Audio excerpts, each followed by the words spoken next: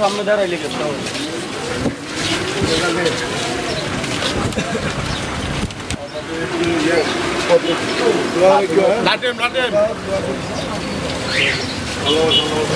যে কোনো উন্নয়নের এই প্রক্রিয়া, এটা একটা ধারাবাহিক প্রক্রিয়া।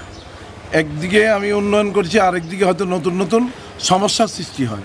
এই উদ্ভূত সমস্যাকে সমাধান করার জন্যে আসলে উন্নয়ন কর্মকাণ্ড অব্যাহত রাখতে হবে। আমি সেই অব্যাহত কর্মকাণ্ডের ভিতর দিয়ে মানুষের প্রত্যাশিত জায়গায় পৌঁছবার চেষ্টা করছি কাজের মাধ্যমে। নগরব্যাপী মূল সমস্যা হচ্ছে আমাদের জলবদ্ধতা। এইটা আসলে আমরা গতবারও আমরা একই কথা বলছি, এখনও সেই কথাই বলি।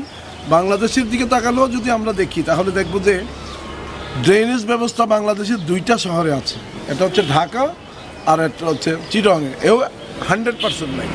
তারপর আমাদের প্রত্যাশা আমরা এরকম একটা ব্যবস্থাপনার মধ্যে আমরা মাস্টার প্ল্যানের মাধ্যমে কুমিল্লা সিটি কর্পোরেশন কাজ করছে, আমরাও তার সাথে যুক্ত আছি। আমাদের এলাকার যে সমস্যাগুলো নতুন নতুন দিকে কিভাবে পানি নিষ্কাশনের ব্যবস্থা আরও বেশি সুগম করা যায় আমরা সেই ব্যাপারে কাজ করছি। এই ব্যাপারে একটা মাস্টার প্ল্যান ইতিমধ্যে দাঁড়া করানো হয়েছে। অনুভূতিপ্রবণ মনটা অনেক কিছু করতে ইচ্ছা করে।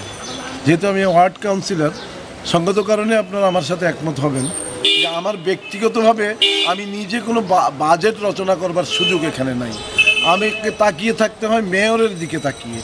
আমাকে যদি ইন্ডিভিজুয়াল কোনো বাজেট করবার যদি কোনো সুযোগ থাকতো তাহলে আমি আমার স্বপ্নের ওয়ার্ডটাকে আমার মতো করে আমি সাজাতে সক্ষম হতাম। সুতরাং আমি আজকে ভোট পাওয়ার জন্য হয়তো আমি এখানে আমার স্বপ্নগুলোর কথা আমি বলতে পারবো যে এখানে আমার একটা বিনোদনের একটা জন্য আপনার পার্ক দরকার, খেলাধুলার জন্য মাঠ দরকার, আরও অন্যান্য অনুষঙ্গ যেমন কমিউনিটি সেন্টার দরকার, নগরবাসীদের যে প্রয়োজনে যে সমস্ত অনুষঙ্গগুলো দরকার, আসলে এখানে সবগুলোর অত্যন্ত তীব্রভাবে সংকট আমরা অনুভব করছি।